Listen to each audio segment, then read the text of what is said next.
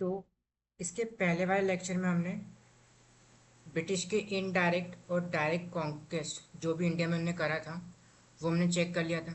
इसके बाद जो रेवेन्यू सिस्टम ब्रिटिशर्स इंडिया में लाते हैं वो भी हमने देख लिया था। ठीक है, अब यहाँ से हम स्टार्ट करेंगे कमर्शलाइजेशन।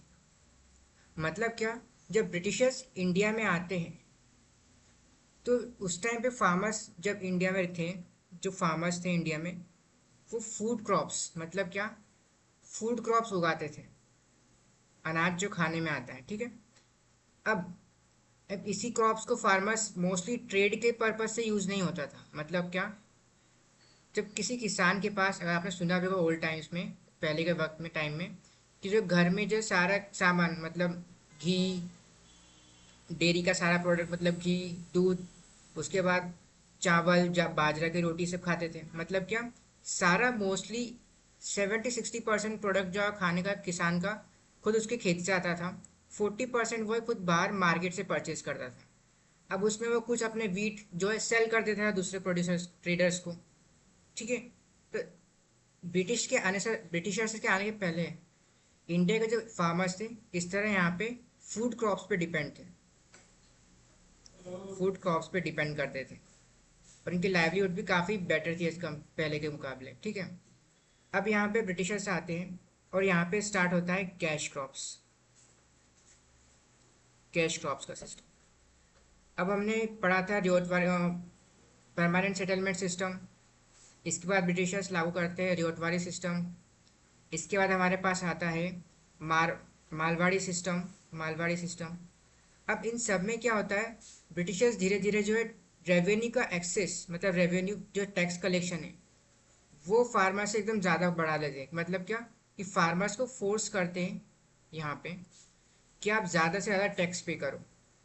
अब फार्मर्स को खेती सिर्फ अपने खाने के लिए नहीं करना है, फूड क्रॉप्स के लिए नहीं करना है, यहाँ पे उनको टैक्स पे करने के लिए भी खेती करना है। मतलब कि अगर आप जॉब कर रहे हो किसी कंपनी में, तो यहाँ पे आप कंपनी में सिर्फ जॉब इसलिए नहीं करोगे आपको घर में अपनी सैलरी लाइफस्टाइल अच्छी करनी है, बल्कि आपको गवर्नमेंट को टैक्स कंपल्सरीली पे करना है। अगर आप नहीं करो तो गवर्नमेंट आपकी जो होम घर रह रहे हो प्रॉपर्टी वो कॉन्फिस्केट कर सकती है, मतलब जब्त कर सकती है। तो सेम सीन यहाँ पे ब्रिटिशर्स के साथ होता है, ब्रिटिश फार्मर के साथ करते हैं इंडियन फार्मर के साथ। तो यहाँ पे ज़्यादा से ज़्यादा फार्मर्स जो है कैश क्रॉप्स पे शिफ्ट हो जाते हैं, कैश क्रॉप्स पे यहाँ पे शिफ्ट हो जाते हैं। साथ ही में जब ब्रिटिशर्स अपना रेवेन्यू सिस्टम लाते हैं, जब इंडिया में मुगल्स ने रेवेन्यू सिस्टम लागू किया था और जो पहले इंडियन रूलर्स ने रेवेन्यू सिस्टम था, उसमें आप दो तरह से जो है अपने रेवेन्यू को पे कर सकते हो। पहला है काइंड, दूसरा है कैश। काइंड में मतलब आप जो अपनी क्रॉप्स आपके पास है उसको दे दो, या फिर आप कैश लो मार्केट से, अपनी क्रॉप्स को सेल करो और वो दे दो। ब्रिटिशर्स ये काइंड का सिस्टम हटा देते हैं, मतलब फार्मर्स को आप जैसे क्रॉप जो है वो टैक्स पे नहीं कर सकते, उनको कैश में ही अपना ये जो टैक्स है कंपल्सरीली पे करना पड़ेगा। तो यहाँ पे ज़्यादा से ज़्यादा फार्मर्स क्या है, कैश क्रॉप पे शिफ्ट होते हैं। लेकिन जिस तरह इंग्लैंड यूके में बाहर यूरोपियंस कंट्री में, वहाँ के फार्मर्स, क्योंकि पॉलिसी उस टाइम के हालात ऐसे थे, गवर्नमेंट नई पॉलिसीज़ लाती है जिसकी वजह से रिवॉल्यूशन होता है, इंडस्ट्रियल रिवॉल्यूशन होता है। अब फार्मर जो है कमर्शियल क्रॉप में शिफ्ट होते हैं, यूरोप की बात कर रहा हूँ। लेकिन वहीं हम इंडिया की बात करें तो इंडिया में फार्मर्स की तरफ फोर्स किया जा रहा है यहाँ पे ब्रिटिशर्स के द्वारा कि आप कैश क्रॉप यहाँ पे ज़्यादा से ज़्यादा उगाओ, फूड क्रॉप्स अपनी बंद कर दो। इनडायरेक्टली ब्रिटिशर्स फार्मर्स को फोर्स कर रहे हैं, इनडायरेक्टली। ठीक है, तो यहाँ पे फार्मर्स जो है शिफ्ट हो जाते हैं कैश क्रॉप्स पे, मतलब फूड क्रॉप्स की जगह अब फार्मर्स कैश क्रॉप्स को उगाना शुरू करते हैं। लेकिन कैश क्रॉप्स को उगाने के लिए वो आपको इनपुट भी चाहिए। मतलब इंडियन फार्मर्स अभी भी अपना ओल्ड टेक्नोलॉजी मतलब ओल्ड टेक यूज़ कर रहे हैं, वही सेम इनपुट है, इनपुट अभी चेंज नहीं हुआ है। लेकिन जो आउटपुट है वो फार्मर्स को अब अपना आउटपुट जो है चेंज करना है। ठीक है, तो एक तरह से फोर्स्ड इम्प्लीमेंटेशन यहाँ पे हुआ था कमर्शलाइजेशन का ब्रिटिशर्स के द्वारा। ठीक है, अब यहाँ पे एक कोर्ट ऑफ डायरेक्टर्स, मतलब इंग्लैंड में जो court of directors east India company को यहाँ पे देखते हैं, उनका एक स्टेटमेंट था कि enlarge every channel for conveying the annual produce of our acquisition and increase the investment of your company to the utmost extent that you can। मतलब यहाँ पे सिंपल सा मतलब है यहाँ पे कोर्ट ऑफ डायरेक्टर्स का कि आप जितना ज़्यादा इन्वेस्टमेंट आप इंडिया में से अपनी कंपनी में लगा सकते हो उतना ज़्यादा लगाओ। मतलब एक तरह से पूरा बंगाल में जब कंपनी को रेवेन्यू राइट्स मिल चुके हैं तो आप जितना ज़्यादा इन्वेस्टमेंट इंडियन से ले सकते हो उतना ज़्यादा लो। ठीक है, तो यही सेम स्टेटमेंट यहाँ पे कॉर्नोवालिस ने भी बोला है कि the value of Bengal to the British depends on the continuance of its ability to furnish large annual investment to Europe. मतलब क्या कि बंगाल का रियल यूज़ कैसे हो सकता है, द वैल्यू मतलब बंगाल की वैल्यू क्या है कि वो यूरोप के मार्केट में जो है काफ़ी ज़्यादा इन्वेस्ट कर सके। ये लॉर्ड कॉर्नोवालिस ने बोला था। ठीक है, अब यहाँ पे हमने ये सब तो देख लिया, opposition of British cotton mill industry, why commercial of agriculture, simple से हमने इसके पहले ही जो समझा था। ठीक है, ट्रायंगुलर ट्रेड इन 1780s मतलब चाइना से प्रैक्टिकली जब ब्रिटिशर्स चाइना से ट्रेड कर रहे थे तो हमने इसके पहले वाले लेक्चर में देखा था कि बैलेंस ऑफ पेमेंट का इशू था। मतलब चाइना और इंडिया से ब्रिटिशर्स गोल्ड और सिल्वर में ही ट्रेड कर रहे थे। अब इन ब्रिटिशर्स को गोल्ड और सिल्वर इंडिया में तो चलो ठीक है, बंगाल में उनको रेवेन्यू राइट्स मिल जाते हैं, लेकिन अब वो चाइना से ट्रेड कैसे करें। तो यहाँ पे कमर्शलाइजेशन ऑफ क्रॉप होता है ओपीएम का। ये कमर्शियल क्रॉप है, आप डेली यूज़ में तो ले नहीं सकते फूड ग्रेन्स में, तो कमर्शियल क्रॉप में ये ओपीएम जो है ब्रिटिशर्स स्मगल करते थे चाइना के मार्केट में, चाइना के ड्रग डीलर के साथ स्मगल करते थे चाइना में, और चाइना से इनको इन स्मगलर से मिलता था गोल्ड। अब इसी गोल्ड से ब्रिटिश वापस से चाइना में जाके इन्वेस्ट जो भी सामान को परचेज करना था वो परचेज करते थे। ठीक है, नेक्स्ट हम चलते हैं तो कौन कौन से जो उनने कमर्शियल आइटम्स थे और सीड्स थे, प्लांट्स थे, इंडिया में इम्प्लीमेंट करें। तो सबसे पहले रॉ सिल्क। अब यहाँ पे सीरी कल्चर आता है। ठीक है, कि यहाँ पे एक इशू था कि जो सीरी कल्चर है मतलब क्या, सिल्क जो है चाइना और इंडिया का काफ़ी ज़्यादा फेमस था, चाइना और इंडिया का काफ़ी ज़्यादा फेमस था, लेकिन चाइना की यहाँ पे मोनोपोली थी। मतलब चाइना काफ़ी ज़्यादा सिल्क यहाँ पे सेल करता था काफ़ी चीप रेट में, और सेम इंडिया में। अब ब्रिटिशर्स को मिल चुका था इंडिया, अब ब्रिटिशर्स यहाँ का जो चाइना के साथ ट्रेड है सिल्क में वो ख़त्म करना चाहते थे, और इंडिया से सस्ता चीप कॉटन यहाँ से लेना चाहते थे। अब सिल्क ऐसा नहीं कि सिर्फ इंडिया और चाइना में ही अवेलेबल है, दूसरी कंट्रीज़ में फॉर एग्जांपल स्पेनिश और इटालियन में भी यहाँ पे भी सिल्क अवेलेबल है, लेकिन इनकी क्वालिटी काफ़ी अच्छी नहीं है, इनकी क्वालिटी अच्छी नहीं है। तो यहाँ पे होता क्या है, ब्रिटिशर्स यहाँ पे सिल्क और रॉ सिल्क का प्रोडक्शन जो इंक्रीज़ करते हैं, यहाँ पे एक नई टेक्नोलॉजी लाते हैं ब्रिटिशर्स, फिलेचर्स। एक सिंपल सा जो आप सिल्क बनाते हो 2% यहाँ पे एक थ्रेड बनाते हैं खींच के इसको। अब जो कि इंट्रोडक्शन करना है टेक्नोलॉजी का, तो फिलेचर एक टेक्नोलॉजी होती है जिसके थ्रू आप इस तरह का एक हुक रहता है, यहाँ पे आप सिल्क के थ्रेड को से लपेट लेते हो और एक पर्सन सिंगल पर्सन यहाँ पे इसको स्ट्रेच करने का काम करता है। ठीक है, तो मतलब कि आपने लेबर कॉस्ट जो है हाफ कर दी, यहाँ पे लेबर कॉस्ट जो है यहाँ पे हाफ हो जाती है। ठीक है, अब इसके बाद ब्रिटिशर्स जो है आगे कंटिन्यू करते हैं।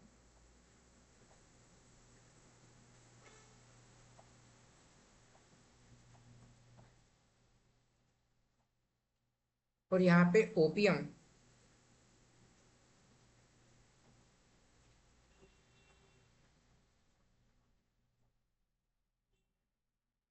यहाँ पे ओपियम जो है चाइना को सेल करने के लिए यहाँ पे बनाया जाता है। ओपियम की जो खेती है वो चाइना को मार्केट में स्मगल करने के लिए ब्रिटिशर्स लाते हैं, ब्रिटिशर्स स्मगल करने के लिए लाते हैं। ठीक है, लेकिन अब इंडिया में जो है चाइना में स्मगल करने के लिए लाते हैं। तो यहाँ पे जो बंगाल और बिहार का एरिया है और स्पेशली पटना, स्पेशली यहाँ पे पटना, यहाँ पे ओपियम की खेती होती है काफ़ी ज़्यादा। यहाँ से ओपियम जाता है मलक्का स्ट्रेट के थ्रू चाइना के बीच में बाउंड्री में, ओशन के अंदर ये स्मगलर्स को सेल कर दिया जाता है। वहाँ से वो गोल्ड कॉइन लेते हैं, गोल्ड कॉइन्स और सिल्वर कॉइन्स लेते हैं, और उसी सिल्वर कॉइन से फिर चाइना में ट्रेड करते हैं। अब जो ओपियम का जो ये कि ब्रिटिशर्स, एक मार्केट मिला है ब्रिटिशर्स को चाइना का, तो इंडियन रूलर्स भी यहाँ पे ओपियम सेल करना चाहते होंगे। इंडियन रूलर्स को ये बात मालूम पड़ती है, और यहाँ पे मालवा का जो एरिया है, मालवा में सिंध और निज़ाम, जो नीचे सेक्टर आता है हैदराबाद और मैसूर, हैदराबाद सेक्टर, वहाँ पे भी ओपियम की कल्टीवेशन होता था। ठीक है। और मालवा का जो ओपियम है काफ़ी ज़्यादा, मतलब बेस्ट था, पटना से ज़्यादा अच्छा हुआ करता था। तो यहाँ पे अब इंडियन रूलर्स जो मलक्का स्टेट के थ्रू तो जा नहीं सकते, क्योंकि ब्रिटिशर्स वहाँ पे उनका रूट जो है कैप्चर कर लेंगे, रूट कैप्चर कर लेंगे। ठीक है, सारा ट्रेड। तो यहाँ पे करते क्या थे, यहाँ से सिंध से, मतलब सिंधियाज जो है ओपियम सबसे ज़्यादा प्रोड्यूस करते थे। सिंधियाज जो है ये जाता था गोवा में, गोवा से ही जाता था कराची। अब कराची के थ्रू ही कहाँ जाता था, अफगानिस्तान के रूट होते हुए, लैंड राउट में, लैंड राउट से होते हुआ तिब्बत में ये इंटर करते थे, और यहाँ से फिर ये चाइना में जाते थे, और ये ओपियम सेल करते थे इंडियन रूलर्स। आगे चल के फिर मार्केट डाउन हो जाता है। ठीक है, तो ये ओपियम का रहता है। इसके बाद हम आते हैं इंडिगो पर। अब इंडिगो में आने से पहले यहाँ पे एक और क्रॉप हुआ करती थी, वाउंड। अब ये जो वाउंड है, इसका कलर थोड़ा पैल, मतलब क्या, काफ़ी लाइट रहता था। अगर कपड़ों में आप कलर करोगे तो इतना खास दिखता नहीं था। ठीक है, तो इसको तो ब्रिटिशर्स कैंसल आउट कर देते हैं। अब चूंकि यूरोप में इंडस्ट्रियलाइजेशन काफ़ी ज़्यादा बढ़ा है, फैक्ट्रीज आई है, मशीन्स आई है, अब उनको कपड़े कलर करने के लिए एक कलर चाहिए रहता है, जो कि है इंडिगो। ठीक है, अब ये एक प्लांट रहता है यहाँ पे, ब्रिटिशर्स को ये प्लांट मिलता है। अब इंडिगो जो खेती है, ये पहले वो अफ्रीका में स्टार्ट करते हैं, ब्रिटिशर्स अफ्रीका में स्टार्ट करते हैं। लेकिन जो क्रॉप, मतलब क्या, बम्पर आपको कोई अच्छी ज़्यादा फसल उगानी है तो ये अफ्रीका में ग्रो नहीं कर सकती, तो ब्रिटिशर्स अफ्रीका में से ग्रो नहीं कर पाते हैं। तो बाद में ये शिफ्ट हो जाते हैं इंडिया में। अब ये ट्राई करते हैं इंडिया में ग्रो करने का, इंडिगो क्रॉप को। ठीक है, तो यहाँ पे दो सिस्टम आते हैं, एक आता है निच, दूसरा आता है रेवती। दूसरा आता है रेवती। अब इन दो सिस्टम में होता क्या है, नीच में क्या होता है कि एक यूरोपियन आएगा, यूके से एक यूरोपियन इंडिया में आएगा, इंडिया में एक लैंड परचेस करेगा। इस लैंड पे ये यूरोपियन जो है फिर परचेस करेगा अपनी कैटल्स, जितना भी प्रोडक्शन का इसको एक क्रॉप उगाने के लिए जितना भी सामान लगेगा वो परचेस करेगा, लेबर्स परचेस करेगा, मेंटेन करेगा यहाँ पे। ठीक है, तो ये ब्रिटिशर्स के लिए काफ़ी हाई कॉस्ट था कि एक यूरोपियन इंडिया में आ रहा है, फिर यहाँ पे लैंड परचेस कर रहा है, फिर यहाँ पे कैटल्स को भी मेंटेन कर रहा है, फिर साथ में आपको एग्रीकल्चर लेबर्स को भी मेंटेन कर रहा है। तो ये काफ़ी ज़्यादा हाई कॉस्ट था ब्रिटिशर्स के लिए, निच सिस्टम। तो यहाँ पे ये लाते हैं रियोती सिस्टम। अब यहाँ पे हमको रियोत का मतलब पता होगा कि कल्टीवेटर को हम बोलते हैं रियोती। ठीक है, तो ब्रिटिशर्स अब निज को हटा देते हैं, अब यहाँ पे आते हैं रियोती। अब रियोती क्या, इसमें सिस्टम में क्या होता है कि एक यूरोपियन प्लांटर रहता है। ठीक है, ये यूरोपियन प्लांटर जो है इंडियन पीपल से डील करता है, मतलब कल्टीवेटर से डील करता है कि मैं आपको 1000 समथिंग कुछ प्लांट दूंगा, आप इसके बदले जो क्रॉप उगाओगे आप मुझे सेल कर देना।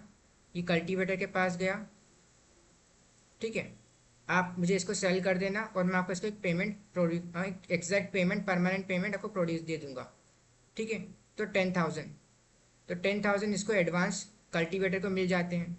ठीक है, यहाँ पे ही क्रॉप को ही प्रोड्यूस कर देता है।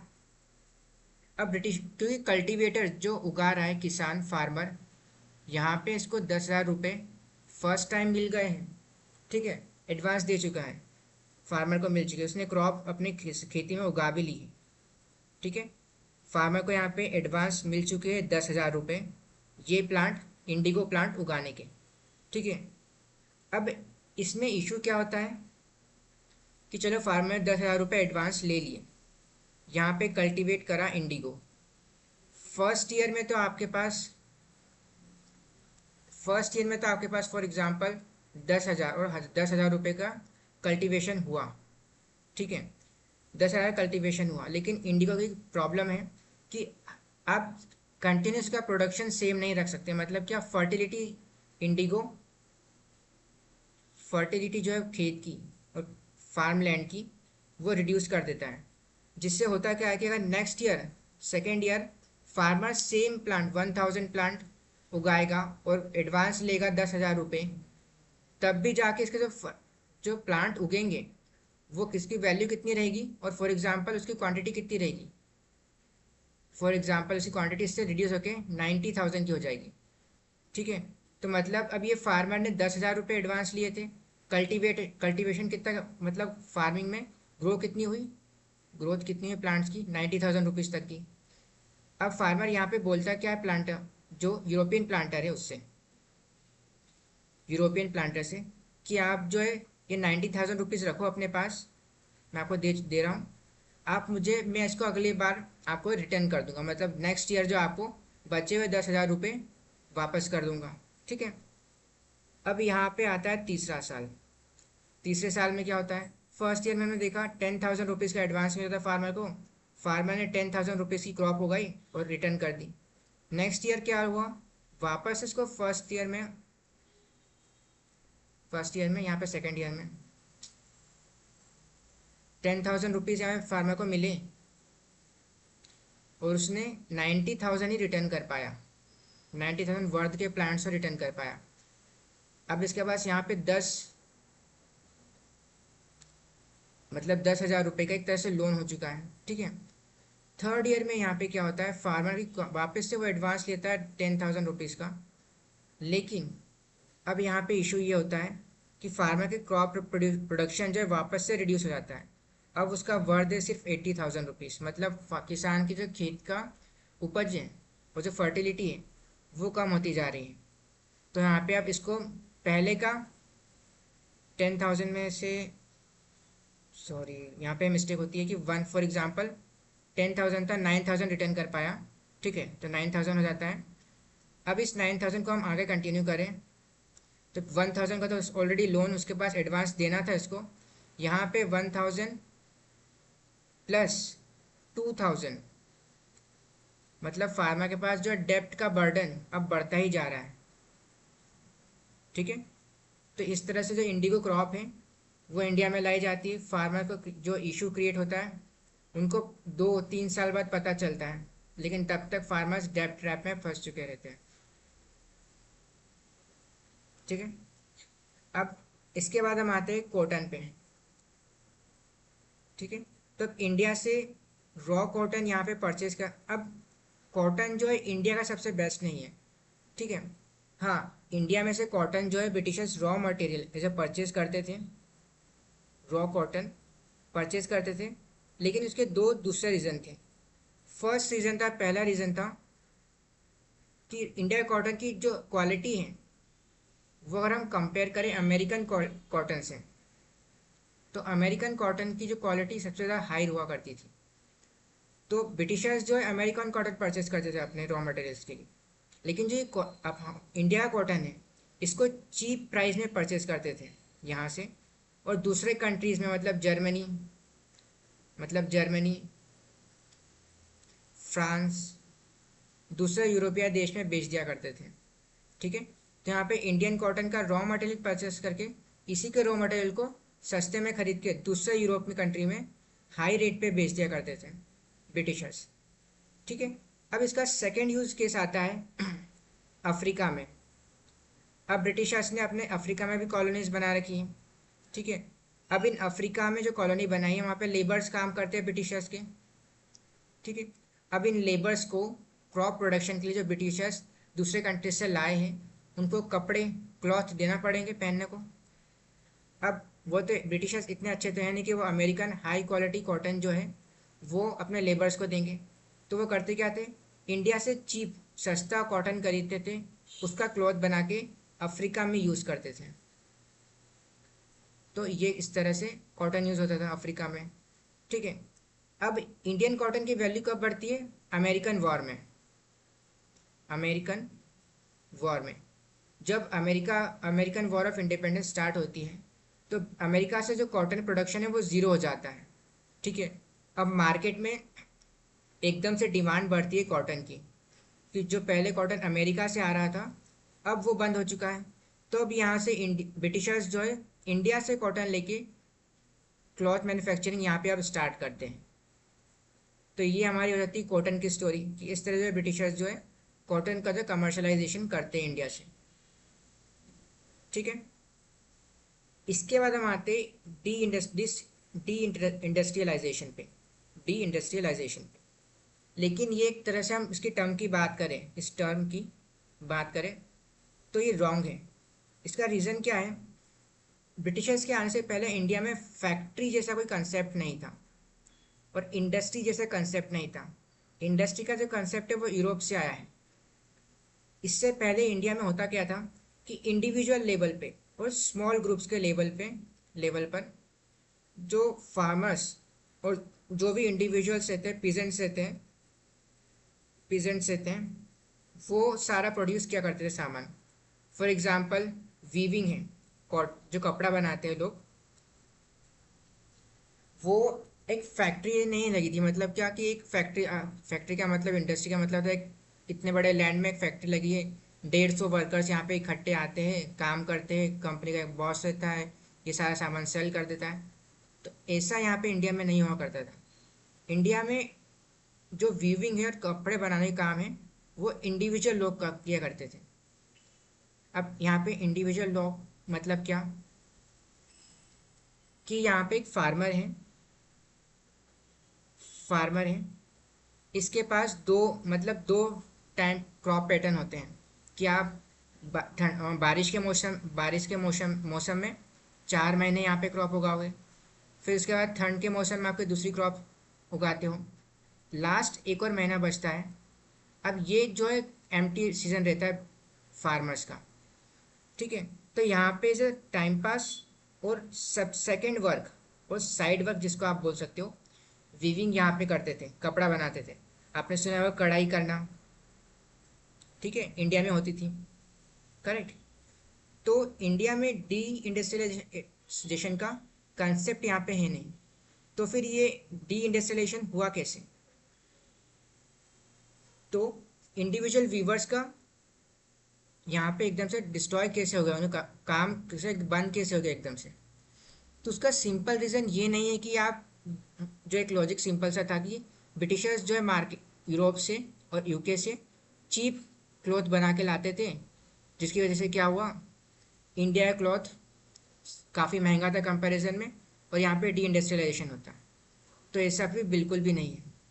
यहाँ पे इसको समझने से पहले हम समझते हैं ग्रेन वेज का एक कंसेप्ट होता है, ग्रेन वेज। अब इसको समझने से पहले हम एक छोटा सा कंसेप्ट लेते हैं। फॉर एग्जांपल यहाँ पे पर्सन ए है, ये पर्सन बी है।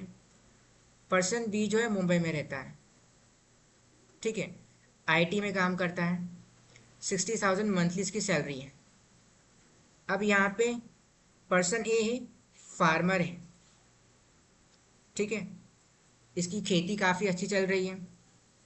अब यहाँ पे फार्मर को, यहाँ पे इसकी सैलरी जो मुंबई के पर्सन की मंथली है, लेकिन फार्मर की सैलरी क्या है, 4 मंथ में एक बार आती है। अब काट पीट के हम बैलेंस करें कि उसकी जो भी उसने फर्टिलाइजर्स यूज़ करे खेत में, सीड्स यूज़ करे, उसको हटा के हम लास्ट सैलरी देखें तो उसकी सैलरी हो जाती, बच जाती वापस से 60,000। और ये होती क्या है, नॉमिनल। अब ये दोनों की क्या है, नॉमिनल सैलरी। 60,000 ये और 60,000 ये क्या है, नॉमिनल सैलरी। ठीक है। लेकिन लेकिन अगर हम इसको वापस से कंपेयर करें प्रॉपरली रियल इनकम से, अब रियल इनकम मतलब यहाँ पे क्या होता है, यहाँ पे हम देखें दोनों की रियल इनकम। तो फॉर एग्जांपल फार्मर का डेयरी प्रोडक्ट मतलब दूध घी सब खेत से आ जाता है, ठीक है। गेहूँ चावल भी जो वीट है फार्मर खेत पे खुद उगा लेता है। सब्जी वो थोड़े अपने खेत के एक कोने में सब्जियां भी उगा सकता है। तो मतलब क्या, वेजिटेबल्स जितने भी हैं वो सब इस पे यहाँ पे ही आ जाते हैं, ठीक है। तो जोड़ तोड़ के यहाँ पे फार्मर टोटल खर्चा होता है 4 महीने का 30,000 रुपये, ठीक है। कुछ एक्स्ट्रा सामान लाना है, बाहर जाना है, तो फार्मर का जो एक्सपेंडिचर है वो 30,000 रुपये होता है, लेकिन बाकी सारा सामान जो उसको खुद घर से ही मिल जाता है, डेयरी प्रोडक्ट, वीट खाने के लिए, गेहूँ चावल, सब्जियाँ, ठीक है। लेकिन अब जब बात करें मुंबई में रहने वाले पर्सन की, तो यहाँ पे आपको पेट्रोल का खर्चा, एसी आपको लगता है, पेट्रोल का खर्चा, उसके बाद आपके पास जो सारा आपको वीट ये सब परचेज करना पड़ेगा, वीट, डेयरी प्रोडक्ट्स, वेजिटेबल्स आपको परचेज करना पड़ेंगे, लेकिन फार्मर को नहीं करना पड़ रहे हैं। तो यहाँ पे आप वीट, डेयरी प्रोडक्ट्स, उसके बाद आपके वेजिटेबल्स हो गए। अगर आप आईटी प्रोफेशनल हो और कहीं बाहर रह रहे हो तो आपका रेंट अलग से हो जाएगा, ठीक है। तो आपका खर्चा इससे ज़्यादा हो जाता है, मतलब 4 महीने का खर्चा आराम से हो जाता है 1 लाख रुपए, 1 या फिर 2 लाख रुपए, ठीक है, आराम से मुंबई शहर में। अब इतना ज़्यादा खर्चा आपका हो जाता है, और फार्मर का इसी में 30,000 रुपये में ही 4 महीने इजीली निकल जाते हैं। लेकिन आपका कंपेयर करें तो इस हिसाब से फार्मर की सैलरी जो है ज़्यादा है, मतलब आपके खर्चे काफ़ी ज़्यादा है, अननेसेसरी, ठीक है। तो इसको बोलते हैं हम ग्रेन वेज। मतलब क्या, कि अगर आपकी सैलरी को यहाँ पे अनाज, फूड ग्रेन्स में कन्वर्ट करें, या फिर ऐसे सामान में जो आप यूज़ में ला सकते हो, फूड ग्रेन्स में कन्वर्ट करें, तो इसको हम बोलते हैं ग्रेन वेज, ठीक है। तो ये आईटी प्रोफेशन का हो गया, और ये फार्मर का कंपैरिजन हमने अभी करा। अब हम सेम कंसेप्ट ब्रिटिशर्स के टाइम पे इंडियन फार्मर और ब्रिटिश में रहने वाले जो इंडस्ट्रियल वर्कर हैं, इंडस्ट्रियल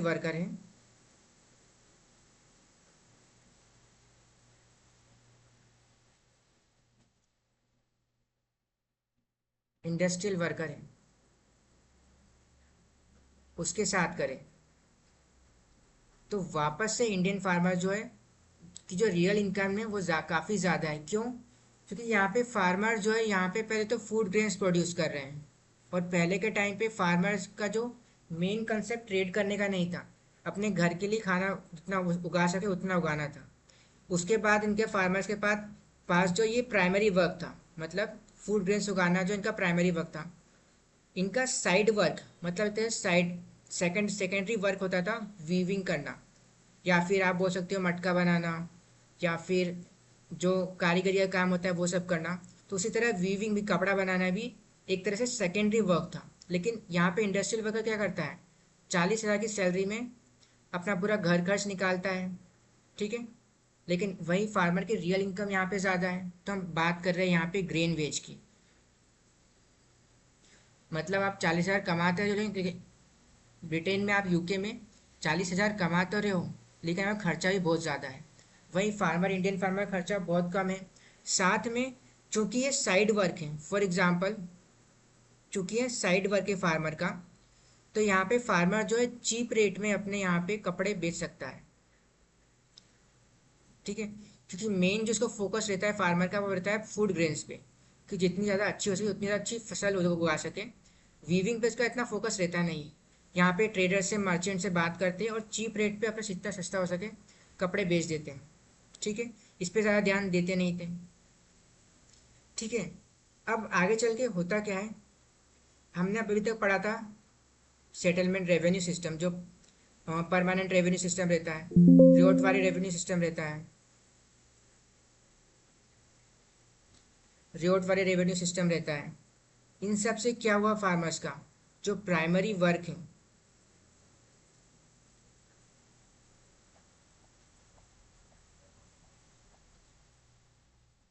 फार्मर का जो प्राइमरी वर्क है कि जो फूड ग्रेन्स उगाते थे, वो यहाँ पे चला गया, ठीक है। अब फार्मर्स जो है वीविंग, सेकेंडरी वर्क जो उनका काम करते थे, कपड़ा बनाना, वो एक तरह से टाइम पास था, मतलब एक तरह से आपका, आप बोल सकते हो हैबिट थी, जो आप ऐसे ही आप टाइम पास के लिए करते थे, और ये आप मार्केट में सेल करते थे, एक्सेसिव प्रोडक्शन जो है मार्केट में सेल कर दिया करते थे। लेकिन अब फार्मर्स के पास प्रेशर है कि आप रेवेन्यू को मेंटेन करो, यहाँ पे आप रेवेन्यू कलेक्ट करना है, आपको रेवेन्यू पे करना है फार्मर्स को। फूड ग्रेन्स यहाँ पे फार्मर्स ने धीरे धीरे बंद ही कर दिया था और कैश क्रॉप्स में चले गए थे। अब फार्मर्स के पास साथ ही में कैश क्रॉप्स के बाद डेब्ट में, ट्रैप में फंस जाते थे, तो यहाँ पे ये काम भी ये बंद कर देते हैं। मतलब एक तरह से वीविंग जो है इनडायरेक्टली अफेक्ट हो रहा है कैसे, उनके प्राइमरी वर्क से। चूँकि फार्मर्स जो है प्राइमरी वर्क अपना अच्छे से कर नहीं पा रहे हैं, वो अपना सेकेंडरी वर्क पे बिल्कुल फोकस छोड़ देते हैं और सिर्फ अपने प्राइमरी वर्क मतलब क्या, यहाँ पे सिर्फ रेवेन्यू पे करने का सोचते हैं कि किस तरह ब्रिटिशर्स को रेवेन्यू पे कर सकें। रेवेन्यू पे नहीं कर पाते तो इनकी लैंड जो है यहाँ से वो चली जाती है, वो ब्रिटिशर्स ले जाते हैं। अब यहाँ पे फार्मर्स के पास कुछ बचता ही नहीं पे करने के लिए। तो इसी तरह धीरे धीरे क्या होता है, इंडिविजुअल जो फार्मर्स हैं वो व्यूविंग जो है कम्प्लीटली बंद कर देते हैं। ठीक है। इसके बाद process of continued in market decline in traditional industries, a decrease in the proportion of national income generated by the industry and the percentage of population dependent on it, destruction of Indian craft industries। अब यहाँ पे craft industry जो destruction है वो reason इसका ये है कि प्राइमरी वर्क, मतलब किसान के पास अब खेत ज़मीन नहीं है, काम नहीं कर रहा है यहाँ पे। जब ज़मीन नहीं है एज अ लेबर, यहाँ पर रेवेन्यू पे करने का फर्स्ट तो वो सोच रहा है। अब रेवेन्यू पे कर दिया, अब रेवेन्यू पे नहीं कर पाया तो वो दूसरे ही खेत में मजदूरी कर रहा है। तो यहाँ पे जो हैंडीक्राफ्ट वर्क है इंडियन इंडिविजुअल्स जो करते थे वो कम्प्लीटली ख़त्म हो जाता है। इंडियन इंडिविजुअल्स जो करते थे वो कम्प्लीटली ख़त्म हो जाता है। ठीक है। इसके बाद ब्रिटिशर्स लाते हैं अपना ददनी सिस्टम। अब इसमें होता क्या है, अब ब्रिटिशर्स को जो है कॉटन जो कपड़ा है वो चीप रेट में ख़रीदना था इंडिया से। ठीक है। तो वो करते क्या है कि लोकल मर्चेंट के पास जाते हैं, 10,000 रुपये देते हैं फॉर एग्जांपल, और एक प्रॉपर कपड़े की डिमांड करते हैं कि हमें इतना लेंथ का कपड़ा, इतनी लंबाई का कपड़ा आप हमको ला के दो। अब ये 10,000 रुपये मर्चेंट लेता है और यहाँ पे जाता है दलाल के पास, लोकल स्टॉकिस्ट दलाल के पास और एजेंट के पास। यहाँ पे एजेंट को बोलता है कि मैं आपको 90,000 दूंगा, और फॉर एग्जांपल यहाँ पे आपको 10,000 मीटर कपड़ा चाहिए और 1,000 मीटर कपड़ा, तो मैं आपको अब 90,000 दूंगा और आप मुझे कपड़ा ढूंढ के दो। अब ये 90,000 जाते और नीचे लोकल मैन्युफैक्चरर्स के पास, तो यहाँ पे दलाल उनको बोलता है कि मैं आपको 50,000 दूंगा और आप मेरे को 1,000 मीटर का कपड़ा ला के दो। अब यहाँ पे जो इंडियन क्लोथ है बहुत ज़्यादा चीप हो गया है। ठीक है। तो इस तरह जो है क्लोथ और डी इंडस्ट्रियलाइजेशन इंडिया का ब्रिटिश करते हैं। तो इसका इम्पैक्ट हमें क्या देखने को मिलता है, between 1901 to 1941 percentage of population dependent on agriculture increase from 63.7% to 70%। क्यों? क्योंकि अब यहाँ पे रेवेन्यू जो है फार्मर्स को पे करना है ज़्यादा से ज़्यादा, वो इस वीविंग पे, क्योंकि ब्रिटिशर्स जो है सस्ता कपड़ा खरीद रहे हैं, फार्मर्स इनको बेचना चाहेंगे नहीं कि आप इतना कम रेट प्रोवाइड कर रहे हो और आप इतना ज़्यादा हाई टैक्स ले रहे हो। तो फार्मर्स खुद ना खुद जो है अपना सेकेंडरी बिजनेस जो वीविंग है वो कम्प्लीटली छोड़ देते हैं। Destruction of self sufficient village economy, increase the rural disguised unemployment and underemployment. A modern industrial sector was coming up in India's urban centers under the patronage of British government। ठीक है। अब इसके बाद आता है ड्रेन ऑफ वेल्थ, मतलब Britishers ने जो पॉलिसीज लाए इंडिया में उसके थ्रू ब्रिटिशर्स ने वेल्थ को इंडिया से ड्रेन कैसे किया है।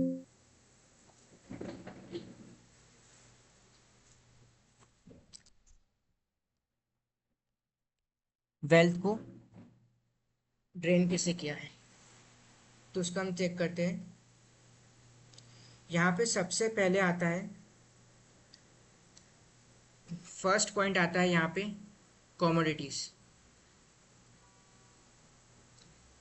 मतलब ब्रिटिशर्स यहाँ पे करते क्या है कि ब्रिटिशर्स को यहाँ पे मिल चुका है बंगाल। ठीक है। अब ब्रिटिशर्स को यहाँ पे मिल चुका है बंगाल, यहाँ से ये पहले ही ब्रिटिशर्स क्या करते थे, यूके से गोल्ड आता था इंडियन मार्केट में जाते थे और यहाँ से सामान परचेज करते थे। लेकिन अब बंगाल में इनको दीवानी राइट्स मिल चुके हैं, रेवेन्यू मिल चुका है, साथ में पंजाब का एरिया, नीचे साउथ इंडिया का एरिया, मैसूर का। तो यहाँ पे ब्रिटिशर्स करते क्या है, इंडियन रुपीज़ से कमोडिटीज़ परचेज करते हैं, सामान खरीदते हैं और यूके में जाके बेच देते हैं। ठीक है, तो फर्स्ट पॉइंट हो जाता है कमोडिटीज़, कि वो फिजिकल रॉ मटेरियल इंडिया से खरीदते थे इंडियन रुपीज़ से, जो रेवेन्यू कलेक्शन हुआ है उसी से, और वो यूके के मार्केट में सेल कर दिया करते थे। ठीक है, सेकेंड पॉइंट आता है यहाँ पे सप्लाई चेन। सेकेंड पॉइंट आता है सप्लाई चेन, मतलब क्या, यहाँ पे इंडिया में अब ब्रिटिशर्स जब आए हैं तो एक्सपोर्टर कौन है? खुद ब्रिटिश। ठीक है, यहाँ पे इंपोर्टर कौन है? खुद ब्रिटिश। इंडिया में अब बायर कौन है? तो वो भी ब्रिटिशर्स ही है, ब्रिटिशर्स खुद अपना सामान खरीद रहे। और सेलर कौन है? तो वो भी कौन है? खुद ब्रिटिश। मतलब क्या, कि ब्रिटिशर्स को बाय करना है रॉ मटेरियल इंडिया से, तो वो अपनी पॉलिटिकल पावर यूज़ करते हैं, मर्चेंट के पास जाते हैं और पीजेंट से सस्ता चीप रॉ मटेरियल खरीद लेते हैं। ठीक है, यहाँ पे इम्पोर्टर, अब ब्रिटिशर को करना क्या है, फॉर एग्जांपल इंडिया से इन्हें सस्ता रॉ मटेरियल खरीदा, ये रॉ मटेरियल जाएगा यूके में, प्रोसेस होगा, यहाँ से प्रोसेस होके इंडिया में इंपोर्ट करेंगे और यहाँ पे हेवी प्राइस में सेल करेंगे। ठीक है, तो इंपोर्टर हो गया। एक्सपोर्टर रॉ मटेरियल तो कर ही रहे हैं, साथ में सेलर, मतलब ब्रिटेन से जो है काफ़ी चीप क्लॉथ आते हैं, चीप प्रोडक्ट्स आते हैं, इंडियन मार्केट में चले जाते हैं।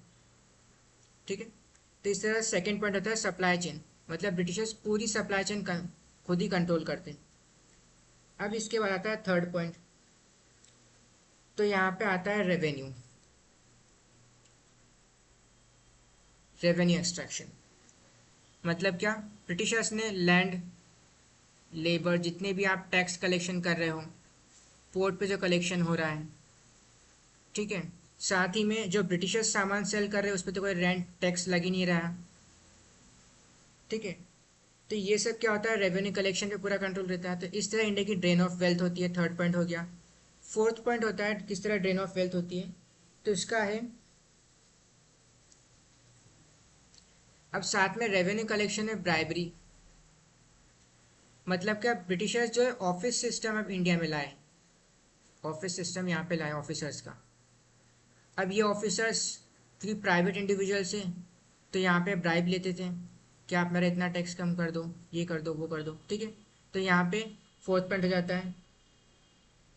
इसके बाद ब्रिटिशर्स का आता है रेमिटेंसेस, मतलब क्या, यहाँ पे इंडिविजुअल लैंडलॉर्ड्स हुआ करते थे, मतलब यूरोपियंस जितने भी आते थे यहाँ पे, जो भी इनका ब्राइब लेके सामान करते थे, वो अपने रेमिटेंसेस के थ्रू, प्राइवेट ट्रेडिंग, मतलब क्या, ब्रिटिशर्स के पास दस्तक था, उनको कौन स्टॉप करेगा, वो खुद ही रूल कर रहे, तो रूलर को कौन स्टॉप करेगा।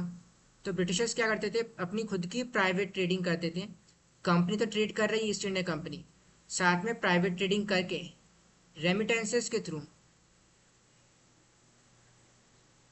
रेमिटेंसेस के थ्रू यहाँ पे सेल किया करते थे, फॉर एग्जाम सेल किया करते थे। ठीक है, इसके बाद हम आते हैं नेक्स्ट पॉइंट पे, अपने फिफ्थ पॉइंट पे। अब यहाँ पे जब फार्मर्स रेवेन्यू पे नहीं कर पा रहे या फिर किसी को इंटरेस्ट देना है, ब्रिटिशर्स से पैसे लिए हैं, war, for example war, Mysore sector से वॉर लिए 2 करोड़ रुपए, पंजाब से 1 करोड़ रुपए। ठीक है, तो यहाँ पे जो डेब्ट ट्रैप है, इन्वेस्टमेंट है, इन्वेस्टमेंट है। अब यहाँ पे इन्वेस्टमेंट कैसे हुआ, तो फॉर एग्जांपल ब्रिटिशर्स ने इन्वेस्ट करा रेलवेज़ में,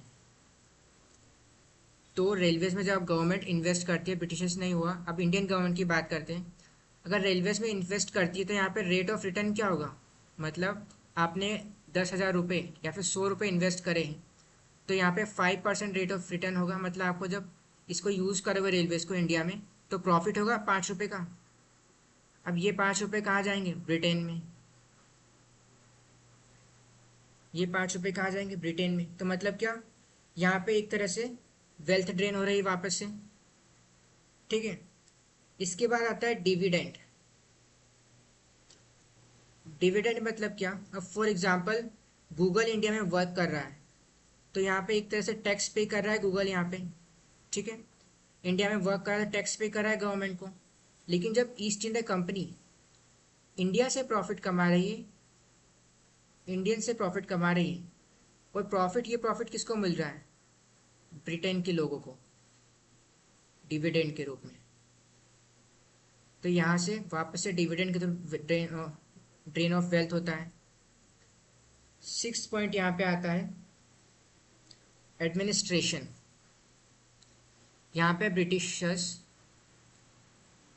अपने आर्मी मेंटेन कर रहा है, आर्मी मेंटेन कर रहे हैं, ऑफिसर्स यहाँ पे आ रहे हैं, उनको सैलरी मिल रही है, उनको पेंशन्स मिल रही है ऑफिसर्स को। तो यहाँ पे ये सब चीज़ें किसके पॉकेट से जा रही है? अगेन इंडियन के, अगेन इंडियन के पॉकेट से यहाँ पे ये सारा इंडियन पे कर रहे हैं ब्रिटिशर्स को, और यहाँ पे इंडियंस को क्या मिल रहा है? ज़ीरो, कुछ भी नहीं। ठीक है, इसके बाद आता है 7 पॉइंट, तो इसको बोलते हैं हम होम चार्जेस। अब होम चार्जेस का यह मतलब क्या होता है? तो फॉर एग्जांपल ब्रिटिशर्स को अपने ऑफिस के काम के लिए पेन खरीदना था, तो कहाँ से इंपोर्ट करा उन्होंने? यूके से। अब यही सेम पेन वो इंडिया से भी परचेज कर सकते थे, लेकिन नहीं, क्योंकि उनको प्रोडक्शन इंडिया में नहीं करना है और यूके मार्केट को प्रॉफिट पहुँचाना है, तो वो यूके से खरीदते थे। ऑफिस के टेबल, पेपर, सब कहाँ से आता था? यूके से। अब रेलवे में फॉर एग्जांपल, रेलवे के कंस्ट्रक्शन के लिए आपको जो ट्रैक्स है वहाँ पे वुड की यूज़ होती है, वुड लकड़ी लगती है। अब ये क्या करते थे? वुड को रॉ मटेरियल ले जाते थे यूके में, ये यूके से प्रोसेस होके आता था और फिर देन इंडिया में यूज़ होता था। मतलब वापस से wealth of drain of wealth हो रही है, मतलब पैसा इंडिया से बाहर जा रहा है। ठीक है, इसी के साथ जितने भी कंस्ट्रक्शन है, फॉर एग्जांपल आयरन हुआ, यहाँ के लोकोमोटिव्स हुए, ये सब कहाँ से आए थे? वापस से ब्रिटेन से। मतलब जो भी सामान ब्रिटिशर्स अपने काम के लिए परचेज करना चाहते हैं वो यूके के मार्केट से परचेज कर रहे हैं, यूके के मार्केट से परचेज कर रहे हैं। यही सामान इनको इंडिया से और सस्ते दाम पे मिल सकता था, लेकिन चूंकि अपने मार्केट को प्रमोट करना चाहते थे और किसी भी तरह का प्रमोशन, इंडिया में किसी तरह की डिमांड जो है इस प्रोडक्शन के लिए इंक्रीज ना हो, वो मेंटेन करना चाहते थे, तो ये सारा जो मार्केट है वो यूके के मार्केट से आता था प्रोडक्ट, जितना भी सामान है। ठीक है, तो ये हमारा कंसेप्ट होता है ड्रेन ऑफ वेल्थ का। इस तरह ब्रिटिशर्स जो है इंडिया से सारा पैसा ले जाते हैं। ठीक है, अब इसके बाद आता है ड्रेन ऑफ वेल्थ के बाद फेमाइंस। अब फेमाइंस को हमें इतना समझने की ज़रूरत नहीं है, क्योंकि हमने ऑलरेडी यहाँ पे जो इसके पहले वाली वीडियोस में समझा था कि ब्रिटिशर्स ने रेवेन्यू कलेक्शन काफ़ी ज़्यादा हाई है, तो जो फार्मर है वो रेवेन्यू पे करने में अपना पूरा एक्सपेंडिचर लगा रहा है, खुद के लिए तो कुछ कर ही नहीं पा रहा है। उसके बाद यहाँ पे सप्लाई इशू होता है, चूँकि फार्मर को अब रेवेन्यू पे करने पे ज़्यादा फोकस करना है, वो यहाँ पे कैश क्रॉप्स प्रोड्यूस करने लग जाता है। अब यहाँ पे फार्मर्स के पास खुद के फूड तो है, अनाज तो है नहीं, साथ में जो मार्केट में अनाज है उसकी कीमत बढ़ जाती है, सप्लाई जो एकदम से रिड्यूस हो जाती है।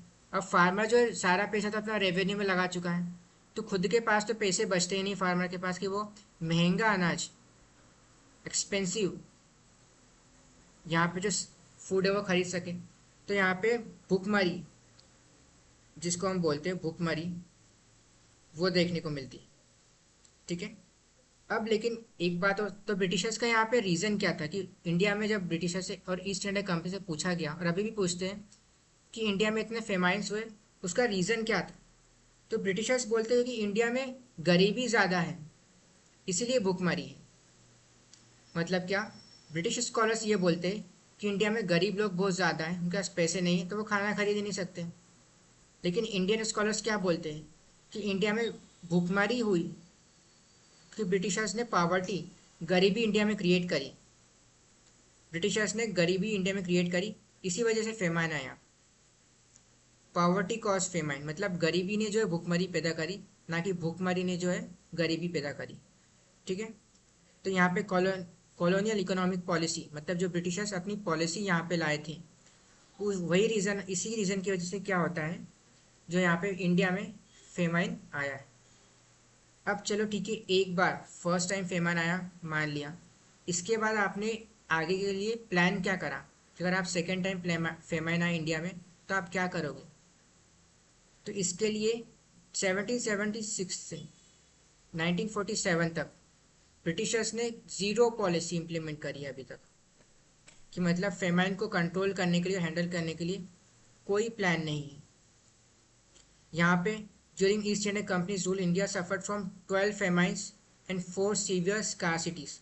1769 में फेमाइन आता है बंगाल में, 1/3 ऑफ द पॉपुलेशन गायब हो जाती है, ख़त्म हो जाती है। 1784 में फेमाइन आता है नॉर्दर्न इंडिया में। 1792 में मद्रास में भुखमरी होती है। 1803 में फेमाइन आता है नॉर्थ वेस्टर्न प्रोविंस ऑफ ओध में। 1833 में गुंटूर फेमाइन आता है जहाँ पे 2 लाख लोगों की मौत हो जाती है। पॉपुलेशन से 5 लाख, 2 लाख लोग पॉपुलेशन से बाहर चले जाते हैं खेती से, और साथ में 5 लाख लोगों की मौत हो जाती है। 1837 में फेमाइन आता है अपर इंडिया में, और इस फेमाइन को रोकने के लिए no attempt was made to formulate any policy on famine relief और प्रिवेंशन। इसके बाद अंदर क्राउन एडमिनिस्ट्रेशन, मतलब पहले ईस्ट इंडिया कंपनी ने रूल किया हम पे, उसके बाद डायरेक्ट ब्रिटिश क्राउन रूल करता है। अब उनके रूल में 10 सीवियर फेमाइंस आए, मतलब पहले की ईस्ट इंडिया कंपनी में 12 आए थे, अब 10 आए। Besides a large number of scarcities. 1860 से लेकर 61 तक famine in Delhi Agra region. It was the first time when the authorities looked into causes, area and intensity of the famine and took some measures to cope with the distress. तो यहाँ पे colonel Baird Smith report a famine on but it did not result into any formulation of general principle of relief. Then 1866 में ओडिशा में famine आता है, मद्रास में आता है, बिहार में आता है, नॉर्दर्न बंगाल में आता है, जहाँ पे 13 लोगों की मौत हो जाती है, 13 लाख लोगों की मौत हो जाती है, जिसमें सिर्फ ओडिशा अलोन की हम बात कर रहे हैं। और इसमें भी कोई स्टेप जो है गवर्नमेंट नहीं लेती है। फिर 1868 में जो है famine in northern and central India में आता है, ठीक है।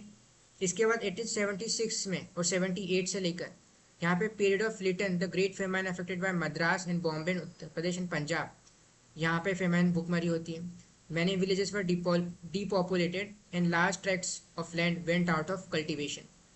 यहाँ पे RC Dutt estimated 5 million people were perished in a single year between 1850 and 1900. 2.8 crore people died in famines. The government efforts were half-hearted and there was lack of policy. इसके बाद starchy commission 1888 में आती है।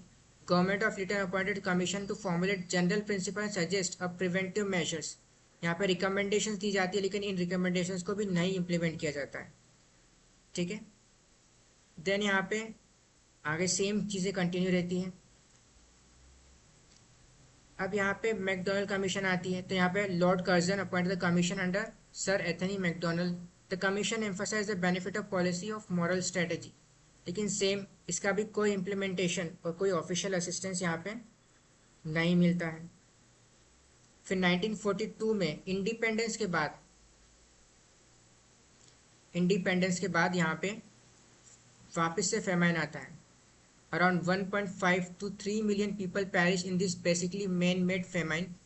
The epidemic यहाँ पे malaria, cholera, smallpox, malnutrition and starvation causes the need to feed vast army diverted foodstuff. अब यहाँ पे जो बर्मा से इंडिया में जो शिपमेंट आ रही थी वो फेमाइन के लिए हेल्प करने के लिए इंडिया को, वो डाइवर्ट कर दी जाती है वॉर में, मतलब जो सेकेंड वर्ल्ड वॉर हो रही है उसमें डाइवर्ट हो जाती है। और इंडिया को यहाँ पे जो फेमाइन के लिए फूड स्टॉक आने वाला था, हेल्प आने वाली थी, वो एक वॉर एरिया में वर्ल्ड वॉर 2 में चली जाती है। The famine got aggravated by gross mismanagement and deliberate profiteering. Rationing methods were belated and were confined to big cities. Relief measures were belated and inadequate too. Import of rice from Burma and Southeast Asia stopped. Series of crop failure in Bengal since 1938. तो यहाँ पे हमारा famine का भी finish होता है।